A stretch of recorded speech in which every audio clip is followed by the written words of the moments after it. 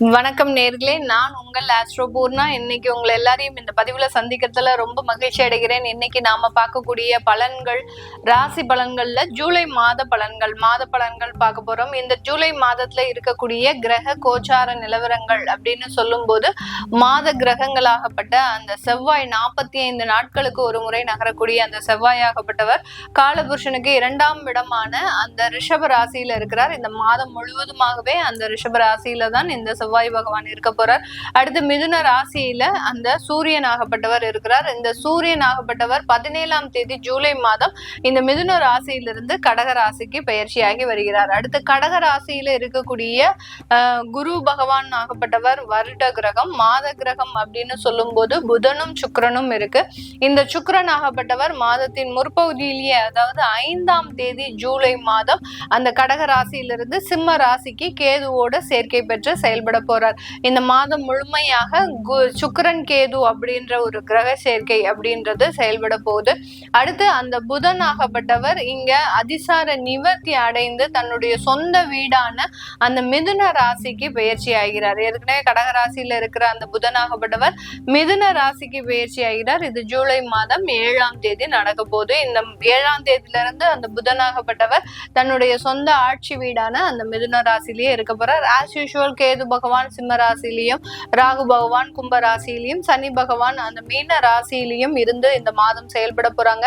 இதனால ஒவ்வொரு ராசி என்பர்களுக்கும் உண்டான பலன்களையும், என்னென்ன ஒரு மாற்றங்கள், என்னென்ன தேவைகள் நிறைவேற போகுது அப்படின்றதையும் இந்த பதிவுல தெளிவா பார்க்க போறோம். இந்த சேனலை முதன்முறையா பாக்குறீங்க அப்படின்னா சப்ஸ்கிரைப் பண்ணிக்கோங்க. பெல் பட்டன்ல ஆல் ஆப்ஷன் சூஸ் பண்ணிக்கோங்க.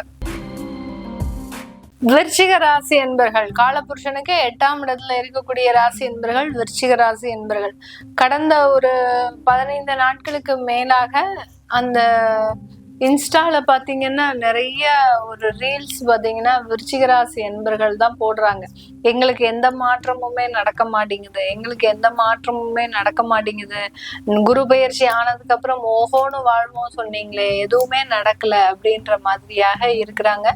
இந்த விருச்சிக ராசி என்பர்களை பொறுத்த மட்டுக்கும் ஒரு பெரிய ஒரு நெகட்டிவான ஒரு விஷயம் என்ன அப்படின்னா, இவங்களுக்கு கோடீஸ்வரனா இருந்தா கூட அவர்களுக்கு நெகட்டிவான ஒரு விஷயங்கள்ல நோக்கிதான் இவர்களினுடைய எண்ணங்கள் இருக்கும். சந்திரன் நீச்சம், அதனால உங்களை ஒரு உயர கோபுரத்திலேயே உட்கார வச்சாலும் கூட கீழே இருக்கிறத மாத்திரம்தான் பார்ப்பீங்களே ஒழிய மேல இருக்கிறத எப்போதுமே பார்க்க மாட்டீங்க. அந்த அளவுக்கு அந்த மனநிலையாகப்பட்டது எப்போதுமே நெகட்டிவான விஷயங்களை நோக்கி, பிரச்சனைகளை நோக்கி மட்டும்தான் பயணிக்குமே வழிய முடிந்த பிரச்சனைகளை எப்போதுமே அந்த விருச்சிக ராசி அன்பர்கள் எடுத்துக்கவே மாட்டாங்க.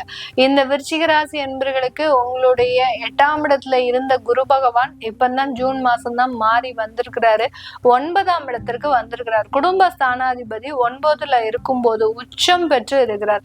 இதனால பாத்தீங்கன்னா குடும்பத்துல இருக்கக்கூடிய நபர்களால இருந்த பிரச்சனைகள் 100% தீர்ந்திருக்கும். ஆனால் அதை எடுத்துக்காம அந்த பிரச்சனைகளையே நினைச்சிட்டு இருப்பாங்க. நான் என்னுடைய மனைவியை இழந்துட்டேன், என்னுடைய கணவரை இழந்துட்டேன், என்னுடைய குழந்தை என்னை விட்டு ரொம்ப தூரமா போய் வெளிநாட்டுல போய் படிக்க போயிடுச்சு, என்னுடைய வருமானம் ஏதோ ஒரு இடத்துல லாஸ் ஆயிடுச்சு அப்படின்னு பழசேதான் நினைச்சிட்டு இருப்பீங்களே ஒழிய புதிதாக மாற்றங்களை பத்தி நீங்க நினைக்கவே மாட்டீங்க. இந்த இடத்துல இந்த ஜூலை மாதம் அப்படின்றது இந்த விருச்சிக ராசி என்பவர்களுக்கு ஒரு அற்புதமான ஒரு மாற்றத்தை கொடுக்க போகுது. எந்தெந்த இடத்துல எல்லாம் கொடுக்க போகுது, உங்களுக்கு 2வது திருமணம் சம்பந்தப்பட்ட ஒரு வாழ்க்கையை கொடுக்க போகுது. உங்களுடைய குடும்ப வாழ்க்கையை ஒரு இயல்பு நிலையாக மாற்றக்கூடிய ஒரு அமைப்பை இந்த விருச்சிக ராசி என்பவர்களுக்கு இந்த ஜூலை மாதம் கொடுக்க போகுது.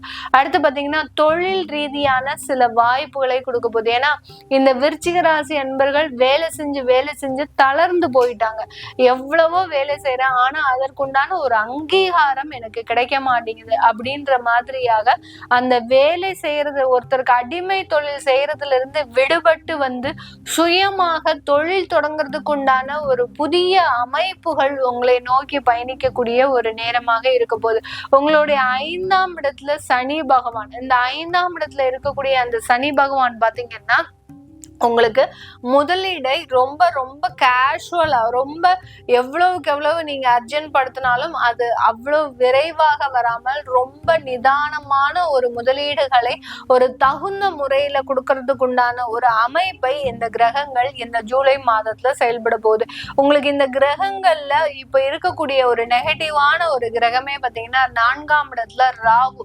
சில பேரு இந்த விருச்சிக ராசி அன்பர்கள் சொத்தை வித்து நான் தொழில் தொடங்கணும் அப்படின்னு நினைக்கிறவங்க எல்லாம் நிறைய பேர் இருப்பாங்க. அதுதான் அந்த 4ஆம் இடத்துல இருக்கக்கூடிய ராகு பண்றக்கூடிய வேலை. அந்த சொத்துக்களை விற்கிறதுக்கு உண்டான முழு முயற்சிகளிலும் இந்த விருச்சிக ராசி அன்பர்கள் இந்த ஜூலை மாதத்துல செயல்படக்கூடிய ஒரு நேரமாக இருக்கும். அதே சமயத்துல உடல் பலவீனங்கள் அப்படின்றது நிறைய பேருக்கு இருக்கு. அதாவது பெண்களுக்கு அப்படின்னு பாத்தீங்கன்னா பிசிஓடி ப்ராப்ளம்ஸ் இருக்கும். அடுத்து பாத்தீங்கன்னா கர்ப்பப்பை நீர்க்கட்டிகள் சம்பந்தப்பட்ட பிரச்சனைகள், அடுத்து பாத்தீங்கன்னா குழந்தை பிறப்புல சில தடைகள், இது எல்லாமே பெண்களுக்கு இருக்கும். ஆண்களை பொறுத்த மட்டுக்கும் பாத்தீங்கன்னா உடல் பருமன், அடுத்து தேவையில்லாத கெட்ட பழக்கங்கள், அதாவது ஒரு உடல் சுகத்துக்காகவும், அடுத்து பாத்தீங்கன்னா தேவையில்லாத ஒரு மறைமுகமான ஒரு உறவுகளுக்காகவும் இந்த ஆண்கள் பாத்தீங்கன்னா பெரிய அளவுக்கு பாதிக்கப்படக்கூடிய ஒரு நேரமாக இருக்கு. அதுதான் அந்த 4ஆம் இடத்துல இருக்கக்கூடிய ஒரு ராகுவினுடைய ஒரு தன்மை பாத்தீங்கன்னா அதிகப்படியான ஆசைகளை உருவாக்கி அந்த ஆசைகள் மூலமாக அதிகப்படியான வேதனைகளையும் கொடுக்கக்கூடிய ஒரு தருணமாக இருக்கும். அதனால இந்த இடத்துல ஆண்களும் பெண்களும் விருச்சிக ராசி என்பவர்கள் ரொம்ப கவனமாக இருக்கணும். பெண்கள் யாரையும் நம்பி இவர்களினுடைய பர்சனல் வாழ்க்கையை சொல்லக்கூடாது. சொன்னீங்க அப்படின்னா அவர்கள்கிட்ட மாட்டிக்கொண்ட ஒரு கதையா தான் இருக்கும். அதாவது அவங்க உங்களை பிளாக்மெயில் பண்றதுக்கும், அடுத்து பாத்தீங்கன்னா தேவையில்லாத ஒரு பிரச்சனைகள்ல உங்களை ஈடுபடுத்துறதுக்கும் உண்டான ஒரு அமைப்புகள் இந்த விருச்சிக ராசி என்பவர்களுக்கு இருக்கு. இந்த 8 கிரகங்களை விட இந்த ராகு அப்படின்ற ஒரே ஒரு கிரகம் உங்களுடைய வாழ்க்கையவே அழிச்சுக்கக்கூடிய ஒரு தன்மையில இருக்கு. அதனால இந்த இடத்துல மாத்திரம் ரொம்ப கேர்ஃபுல்லா இருங்க. ஏமாறக்கூடிய வாய்ப்புகள் உங்களை தேடி வரும். நீங்க அதிகப்படியாக ரொம்ப ஒரு விழிப்புணர்வோடு இருந்தீங்க அப்படின்னாதான் அதுல இருந்து தப்பிக்கிறதுக்கு உண்டான ஒரு அமைப்பு அப்படின்றது இந்த விருச்சிக ராசி என்பவர்களுக்கு இருக்கு. 9ஆம் இடத்துல குரு பகவான் உச்சமாக இருந்தாலும் உங்களுடைய 5ஆம் வீட்டை பார்க்கிறார், உங்களுடைய ராசியையும் பார்க்கிறார். அதனால என்ன பிரச்சனைகள் வந்தாலும் அதுல இருந்து கடைசி நேரத்துல எஸ்கேப் ஆகி வரக்கூடிய ஒரு அமைப்பும் இந்த விருச்சிக ராசி என்பவர்களுக்கு இந்த ஜூலை மாதத்துல இருக்கு. அதனால பெரிய அளவுக்கு நீங்க கவலைப்படாம உங்களுடைய மாற்றங்களை, பாசிட்டிவான ஒரு மாற்றங்களை நோக்கி பயணிக்க ஒரு நல்ல ஒரு மாற்றங்கள் வருவதற்குண்டான ஒரு மாதமாக தான் இந்த ஜூலை மாதம் இந்த விருச்சிக ராசி என்பவர்களுக்கு இருக்க போகுது. இது எல்லாமே நம்ம கோச்சார நிலவரப்படி பலன்களை கணிச்சு சொல்லியிருக்கிறோம். உங்களுடைய சுய ஜாதக திசாபுத்தி பலன்கள், நிறைய பேர் பாத்தீங்கன்னா வெளிநாட்டுல சில பிரச்சனைகளை அனுபவிச்சுட்டு இருக்கிறீங்க. அங்க தேவையில்லாத வழக்குகள், அடுத்து பாத்தீங்கன்னா அங்க கோர்ட்டு கேஸ் சம்பந்தப்பட்ட சில பிரச்சனைகள், அங்க வேலை இல்லாத சில தொந்தரவுகள், இது எல்லாமே இந்த வெளிநாட்டுல விருச்சிக ராசி என்பவர்கள் அனுபவிச்சுட்டு இருக்கிறாங்க. அது எல்லாத்தையுமே நீங்க உங்களுடைய சுய ஜாதகத்துல பாத்துக்கிறது நல்லது. அப்படி பார்க்கணும் விருப்பப்படுறவங்க கீழே இருக்கிற நம்பருக்கு வாட்ஸ்அப்ல அப்பாயின்மெண்ட் வாங்கிட்டு நீங்க கன்சல்ட் பண்ணிக்கலாம். உங்களுடைய குழந்தைகளுக்கு ஜாதகம் எழுதணும், நியூமராலஜி படி பெயர் வைக்கணும்னு நினைக்கிறவங்களும் கீழே இருக்கிற நம்பருக்கு வாட்ஸ்அப்ல மெசேஜ் அனுப்புங்க. அதற்குண்டான விவரங்கள் தெரிய வரும். உங்களிடமிருந்து விடைபெறுவது உங்கள் ஆஸ்ட்ரோ பூர்ணா. நன்றி, வணக்கம்.